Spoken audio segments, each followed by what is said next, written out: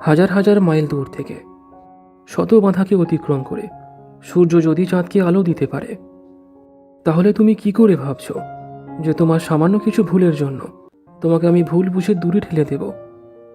মানুষ মাত্রই ভুল করে, তাই বলে তাকে ভুল বোঝাটা কোনো শিক্ষিত মনের পরিচয় নয়।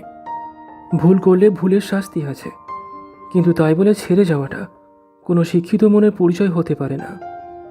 তাই তো আমি যেমন নিখুঁতভাবে ভালোবাসতে পারি, সব কিছুর পর্যাপ্ত খেয়াল রাখতে পারি, ঠিক তেমনই সময় এলে যথেষ্ট করা শাসনে শাসনও করতে পারি। 10 বার ভুল করলে 10 বারই ভুলটা ধরিয়ে দিয়ে কখনো বা শাস্তিও দিতে পারি। কিন্তু ছেড়ে যাওয়াটা আমার স্বভাবের মধ্যে পড়ে না। একবার যখন নিজের ভেবে নিয়েছি, তো এবার যাই হোক, ছেড়ে আমি যাব না, অথবা তোমাকে যেতেই দেব না। ভালোবাসার ধরন কিংবা ব্যাকরণ প্রত্যেকের কাছেই যে আলাদা, তাই তুমি যেমনই হও অথবা যেমন ধরনেরই হও, আমার কাছে তুমি তুমিই থাকবে। তোমার সমস্ত বৈশিষ্ট্যগুলোকে নিয়ে স্বাধীন হয়ে থাকবে। আমি কখনোই চাইব না, অথবা তোমাকে কখনোই জোর করব না যে তুমি আমার মতো হয়ে ওঠো। তুমি থাকো তোমার বৈশিষ্ট্য নিয়ে, নিজের মতো সব কিছু নিজের মতো করে নিয়ে।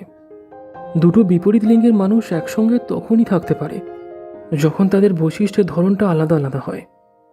অর্থাৎ মনের সাথে মনের ঠোকা তখনই লাগে যখন দুজনের বৈশিষ্ট্যগুলো এক হয়ে যায়। যেমন ধরো, সামনের মানুষটা ভালো রান্না করতে পারে, কিন্তু তুমিও যদি ভালো রান্না করতে শিখে যাও, তখনই সমস্যা হবে, তখনই মনের সাথে মনের ঠোকা লাগবে। সহজ কথায়, সংসারে একে অন্যের উপর যত বেশি নির্ভর হতে পারবে, সেই সম্পর্কটা ততই দৃঢ় মজবুত হবে।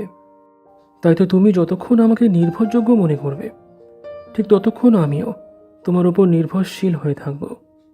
একটা কথা মনে রাখবে, আমরা যদি একে অন্যের যথার্থ খেয়াল রাখি, তাহলে আমাদের মন খারাপ কখনোই হবে না।